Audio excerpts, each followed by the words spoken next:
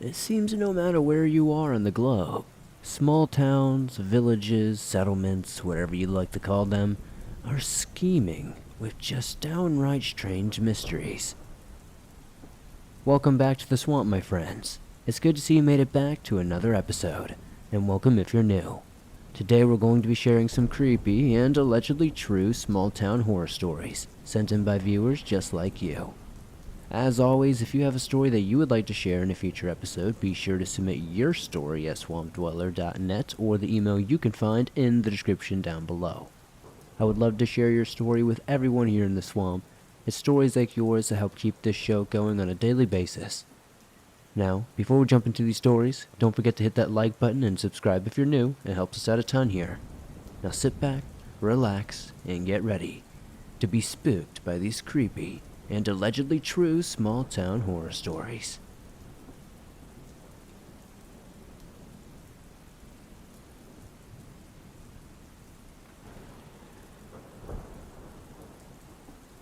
Hello, Swamp Dweller. I'm from a small town in Illinois. Being from a small town, there's a few things to do for fun. There's the usual Walmart trip, hanging out in parking lots, or the simple driving around aimlessly. One night, me, my friend, and her sister were driving around looking for things to do, as one does on a Friday night. We decided to make the drive to the nearest city and go downtown and take pictures. During the drive, I spoke my thoughts out loud and announced that I had an eerie feeling. That kind of feeling you get before something bad happens.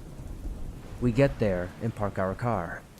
Before deciding to take the 4-block walk around the abandoned parking garage we knew of, as soon as we crossed the street, we got to a brick pathway with a few storefronts in front of the old state capitol. About halfway down the brick path, there is a small building and hut with tourist information. We took a short break on our walk and decided to take some pictures. As I turned around for my friend to snap a photo, I saw a guy in the corner of the path we just walked through. As a paranoid person, and a person that has watched one too many Forensic Files episodes, I made a watch out for that creep, he's giving me bad vibes comment. We were snapping pictures, and I noticed every time someone else would walk past us, this said guy would just vanish and reappear once the people had passed. We kept walking and noticed he was quickly approaching us from behind. Giving him the benefit of the doubt, knowing not all people have ill intent, we decided to cross to the other side of the brick path to let him pass us. My friend bent down to pretend to tie her shoe to give him some time to pass. He crossed the street, quickly crossed back, walked in the direction away from us, and then turned back around and crossing the path again directly to us. It made no sense and was absurd. My friend stands up and we quickly cross the street to be in a more lit area with some other people coming out of nearby restaurants. We started walking to get away from him and he began following us. We quickly turned around and began running in the other direction. To which the creep in hand responded by continuing to follow us and keeping on our pace. The three of us turned around and stood at the corner. At this point, we are 3 females downtown alone at 9 o'clock, being followed by some strange man. My friend and her sister stood next to me. I'm 5'2", but being a female, I've learned how to be intimidating, as this wasn't my first encounter with someone like this. My hand was in my pocket, gripping my knife just in case I had to defend myself. This man turns to us once he realized we were no longer walking and made a come here motion with his hands. He then says, "Come on, follow me, girl, follow me." I then take my knife out of my pocket, quickly flipping the blade open, and responded with, "Get the heck away from us and quit following us," in the most intimidating don't mess with me attitude I could muster. A group of people looking at Christmas lights across the street realized that there was something going on and quickly approached us and asked if we were okay. The creep gave me the "don't you dare say something" look. I quickly explained this to the group of 5 people, 2 girls, 3 guys, that this man had been following us for blocks and was trying to get us to go with him. One of the men in the group promptly turned to the guy and spoke. "You're messing with these girls, huh? You better turn your ass around and leave." To which the creep looked very frustrated and turned around to walk away.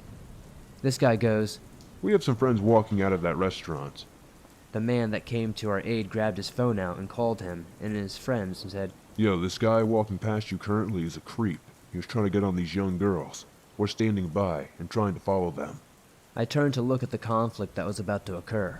As his buddy walked past the creep, they confronted him. Are you messing with these girls, huh? Try that again and we'll beat your ass. You think it's okay to follow young girls? Upon being confronted, this man ran across the street and started running away. I then re-explained what had happened to the people that had just joined us. We thanked them for coming to our aid and helping us. I don't know what the creep's intentions were, but I know they weren't good. Had those people not come to our aid and scared them off like that, who knows what would have happened, or where or if we would be here right now.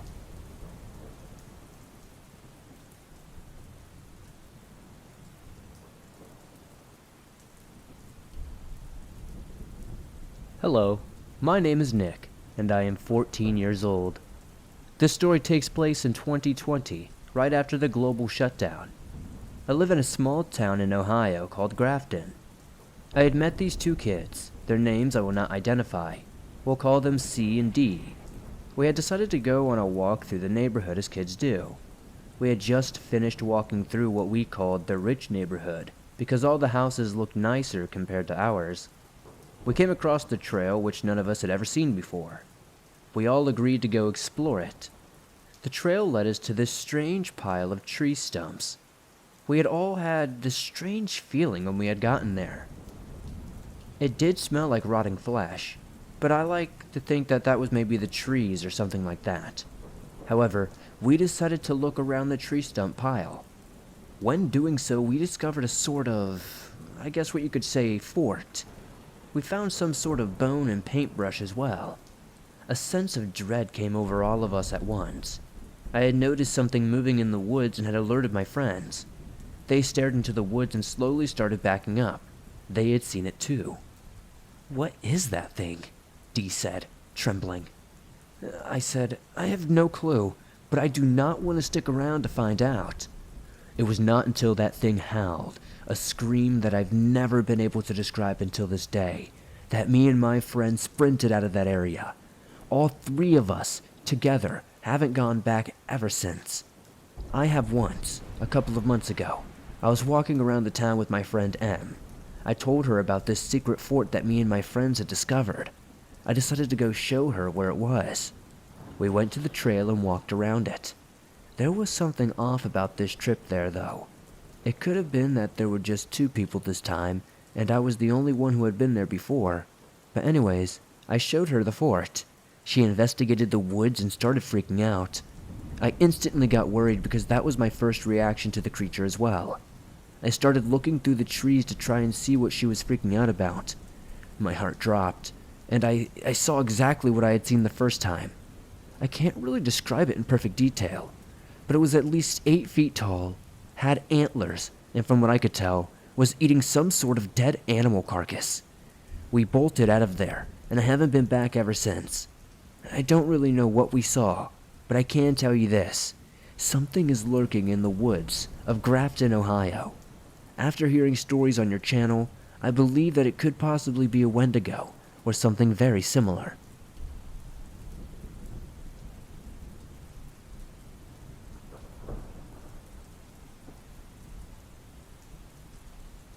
I'd like to start this story off by mentioning that I am female, and at the time of this story I was in middle school. To give a better understanding of the layout of my home, my family's home is in the country, and we live in a small village.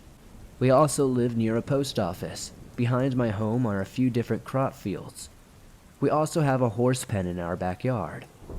Since at the time of this story we just recently built our pen from an old wooded area behind our home, behind the horse pen, near the field, is a tiny trail along the fields for farmers to take equipment along. Keep in mind, due to my horse pen being recently built, you have a clear view of the trail behind our home if you stand at our back door. My family would also normally take our dogs for walks on that trail. Now that we have a description, I will move on to the story. At the time, I was visiting my neighbors that live about 2 minutes away from my house. I was hanging out with my neighbors. I would also like to mention my neighbors have 2 daughters that are around my age.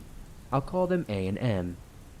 After chatting with them, I told A and M that I would be heading home, since the sun was going down and I did not want to walk home in the dark all alone. At the time, my sister and my mom were away on a trip. My older brother was away at work, and my father was also away doing a small job for his job. So, I knew I was going to be home alone. As I stepped out of their house, I decided to cross through the large front yard instead of going down the road. My neighbors used to have a couple of horses. So, at the time, they turned their front yard into a big horse pen. They also didn't take care of their field, so the grass was quite overgrown. As I walked through their giant front yard, my eyes drifted over to the trail behind my house, and I noticed a figure walking down it. Side note, no one ever uses that trail. I hardly ever see the farmers even use it. Normally, just my family and I use it to walk our dogs, so seeing a person walking down the trail was a bit odd. I began to grow nervous due to seeing this stranger on the trail. I'm quite the paranoid individual since I do listen to a lot of scary stories, so that doesn't help my case at all, and I began speed walking through my neighbor's field. As I looked back over to the figure, it seemed like the person was copying my movement, as the figure began jogging down the trail. At this point, I broke out into a full-on sprint. I jumped the fence into my neighbor's yard, and bolted for the post office. I then realized the post office was closed, so I ran to my front door. Then, my heart dropped, realizing my front door was also locked, which meant I would have to go for my back door. If I went for my back door, that would bring me closer to the figure, though. I decided to run for it. As I did, I couldn't help but look at the trail to see the black figure charging towards me very close to the horse's pen. It looked like this figure was about to jump the fence. There weren't any features on this figure. It was just a tall black figure. The best way I can describe it was almost like how you see a figure in the distance, but all you see there is blackness. I began to cry and rushed into my house. I whipped the door, slammed it shut, and locked it. At that moment, I didn't think of anything. I just grabbed my phone and called my dad. At this point, I was sobbing. My dad picked up and I told him about the figure. Well, when I did this, I hid behind the kitchen counter because it shielded me from the back door. My father tried calming me down and told me that he would be home in 5 minutes. After he hung up, I noticed that everything was quiet. No one was banging on my door or trying to get in. I was still worried about the figure, so I remained in my hiding place. When my dad came home, I ran to him sobbing. We both went outside and checked for the figure, but it was nowhere to be found. He even got in his van and went near the trail to check it out, and found nothing. My father didn't stick around since he had to go back to his job and finish off what he was doing. But he asked me if I wanted to go back up to my neighbor's or grandmother's house. I chose to go back up to my neighbor's house. I am now a college student, and there was never anything that came from this experience, but I still think about it sometimes. A little after the experience, I told the rest of my family, and they didn't really believe me. When I brought it up again a few years later, others I've told about it believe it was paranormal. I don't know what to think of this experience, but I still vividly remember it. I don't expect anyone to believe this story. I just wanted to share my experience. I also just wanted to say thanks to you, Swamp Dweller, for reading my story and sharing my experience.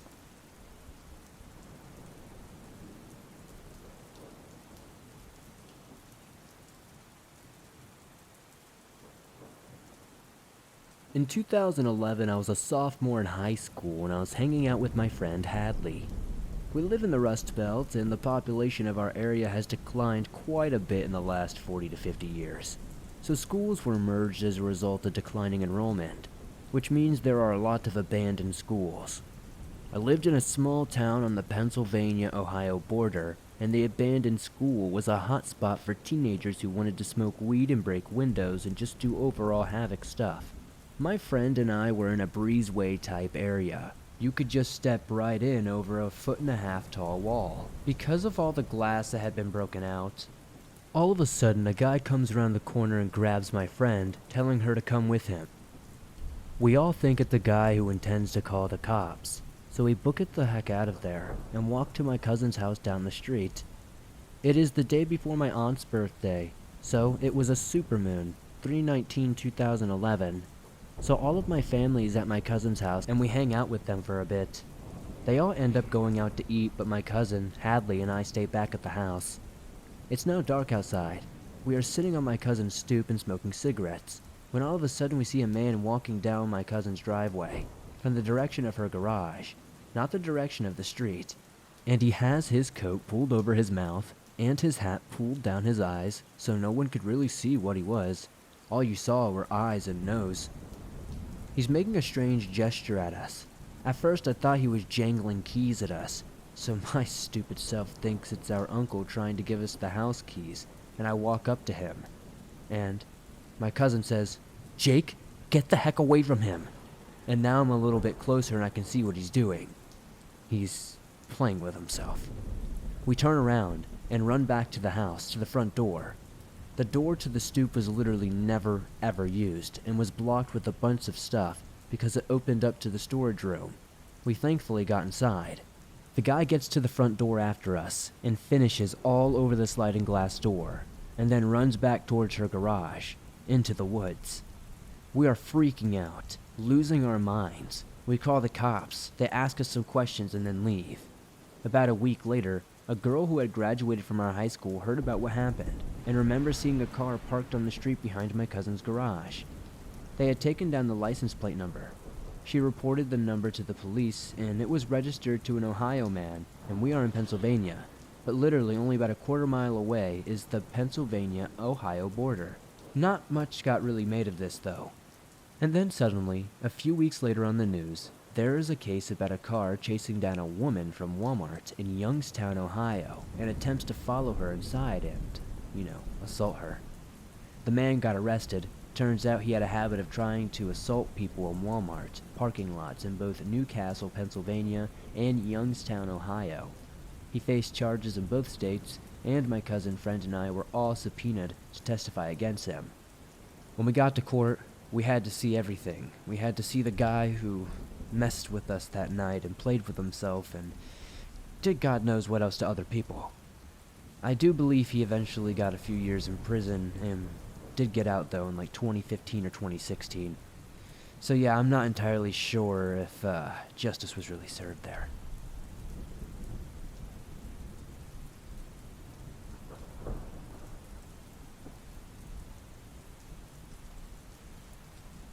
To preface this, I love to drive, like hours-long drives to nowhere with no destination in mind.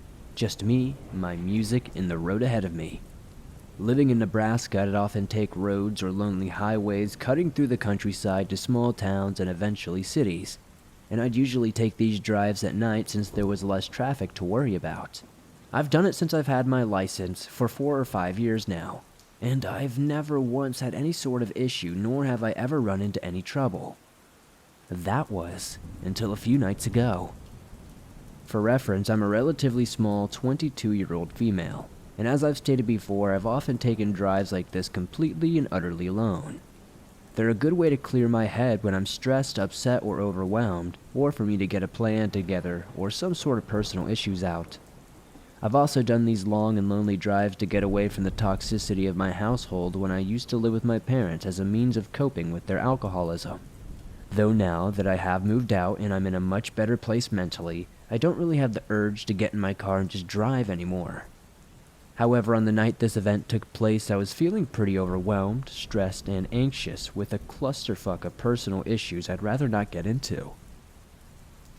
I felt restless and irritable around my boyfriend. I couldn't really focus on anything else, and decided I would take a drive to clear my head.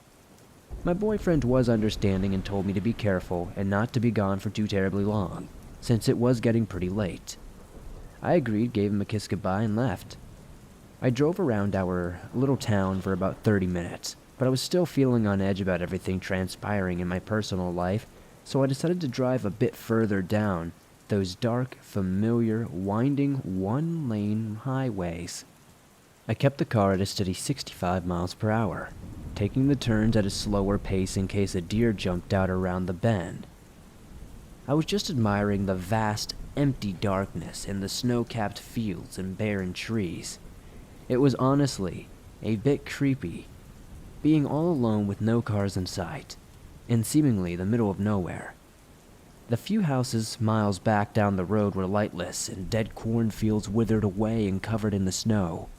It was like something out of a horror movie, and I half expected to see a ghost pop up in my rearview mirror, or see some clamor out of the patches of the trees dotting the horizon. The only light came from my headlights, and even then I still strained to see through the inky darkness of the night. By now, it was just after 11, and I told myself once I made that familiar roundabout that would either take you to a small town or back up towards the little town I lived in, I would head back home. That roundabout was still about 15 to 25 minutes away, but other than my imagination picturing the worst, I wasn't really all that concerned. I mean, I was by myself. I didn't have any other motorist to worry about, right? Wrong.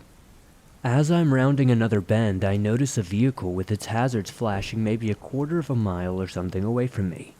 It was just some sort of sedan, dark colored, and was angled to where only part of it was on the shoulder, while the rest jutted out onto the road.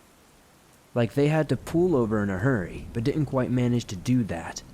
The driver's side door was flung wide open, and as I slowed my vehicle down and angled it towards the opposite side of the road to pass, I could make out what looked like blood on the inside of the open door. I didn't see anyone on the road or in the car, and I was the only motorist in sight. Cell phone reception is spotty at best in this part of the country, but more often than not, you couldn't get reception no matter how hard you prayed, which was definitely the case when I took a glance at my phone to see if I had any service. So a lone female on the road at night pulling up to a vacant car that looks like it had been attacked on the inside with no cell service was not a good idea. Now, I'm no dummy, but I've watched countless episodes of Investigation Discovery and Criminal Minds and read far too many true crime books to know that this had bad and danger written all over it. But there was still a part of me that worried about something terrible happening to somebody. What happened to whoever was in that vehicle? And I thought that maybe I had to help. These roads don't get a lot of traffic at night, and temperatures are well below freezing. If someone were hurt or in trouble, there was no one here to help them but me. Still, I erred on the side of caution. I was still driving my car, though a bit more slowly, and as I approached the vehicle, I rolled down my passenger window just a little bit, shut off the music, and called out, "Hey, anyone there? Are you okay?" I didn't hear a response. I was worried that they were passed out somewhere, but I wasn't about to get out and look for them. I told myself I'd call out one last time, and if I didn't hear anything, I would leave the moment there was reception. I'd call it in. And if I did hear someone, well, I figured out my next course of action. So I shout out again, "Hey, what happened? Are you okay?" There was a silence for a minute, but then I heard rustling from the shadows of the trees, followed by a gruff voice saying, "Yeah." I was relieved at first and was about to say something in response or possibly even stop my car and get out, when I noticed three things simultaneously. As I inched my way past the front of the sedan, I noticed there was no damage on the hood or anywhere else on the vehicle, which I found to be strange considering the blood on the inside of the door. In my rearview mirror, I caught a glance of someone coming out behind the sedan, and they were making their way towards my car, fast. The first person did not have any blood on them or appeared injured in any way, wearing a mask, not like a face mask for COVID or a ski mask or anything like that, but one of those masks you would see in the Purge movies, and they were holding something in their hand. I don't know what it was, I couldn't get a good look, but from its length and shape my guess would be a tire iron or a crowbar or something like that. I don't need to tell you that I slammed on my gas the moment I noticed those things and drove like a bat straight out of hell, my heart thundering in my chest and my entire body shaking. My window was still rolled down in my haste, and the music was still shut off, so I could very clearly hear someone, definitely a man, shouting at me, though I had no clue what they were saying. I just knew I had to get out of there immediately. I stole one last look in the rearview mirror as I drove away, mostly to see if they were getting in their sedan to follow or chase me. The man with the weapon was still standing in the middle of the road watching me, and right before I looked away from the mirror, I saw a second man emerge from the woods that had been rustling earlier, also wearing one of those creepy masks and no trace of blood on him. I probably broke every law for speeding that night, but I wanted to get as far away from those men as possible. As soon as I made it to the roundabout, I turned towards town, parked in the parking lot at the closest Walmart, and thankfully, got to chill. There were other cars there, from who I assumed were workers closing up shop, and proceeded to have a full-blown meltdown. When I could pull myself together, I called one of my friends, who was a police officer, to tell them what happened, and what I should do. He was concerned for me and was asking if I was okay, where I was, did they follow me, etc. He told me since it was out of city limits he couldn't do much on his end, but he could get in contact with the local police and sheriff in that jurisdiction to take my statement and check it out. I agreed, thanked him, and while I waited for the police to show up, I called my boyfriend. Through my hysterical sobs and panic, I managed to tell him what happened not even 10 or so minutes ago. He was, as you could imagine, super freaked out for my safety and wanted me to either come home immediately or drive himself down to take me home. I told him the police were on their way to take my statement, so I couldn't just leave and that I was okay. But I stayed on the phone with him until I saw the familiar police cruiser pulling into the lot. I gave them my statement and they assured me that they would go to that spot, and I told them all about the sedan and all the details I could about it. I told them what they tried to do, the two masks, the guys, everything. I still have so many questions and have no answers. What were they doing? Why? Was that blood on the inside of the car, or was it just some sort of ruse to get my attention? If it was blood, who did they hurt? What would have happened if I stopped my car? Needless to say, I won't be going anywhere late at night anymore.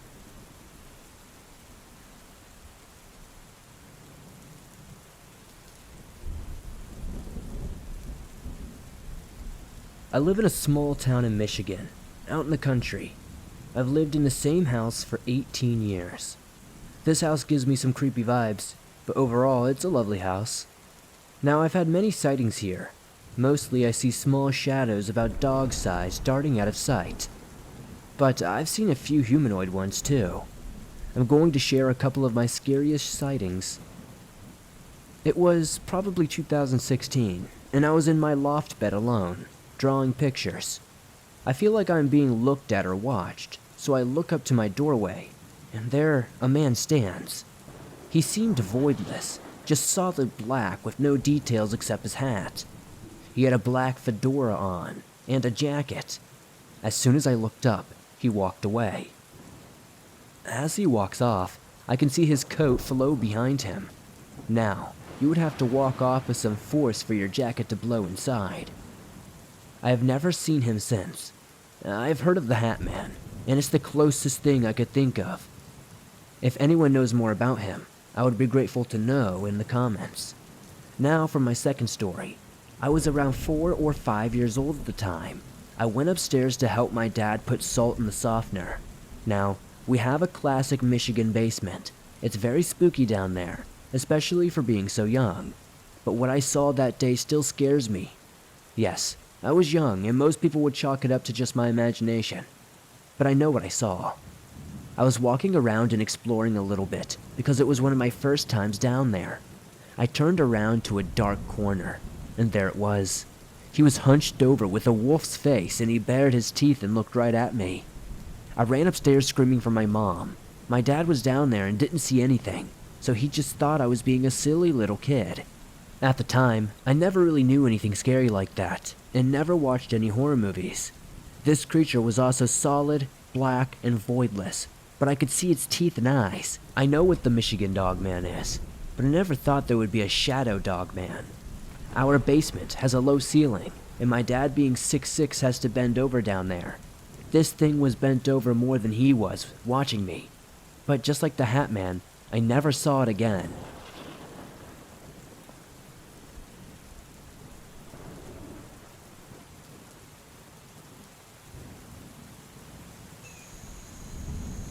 Thanks for listening to these creepy and allegedly true small-town horror stories.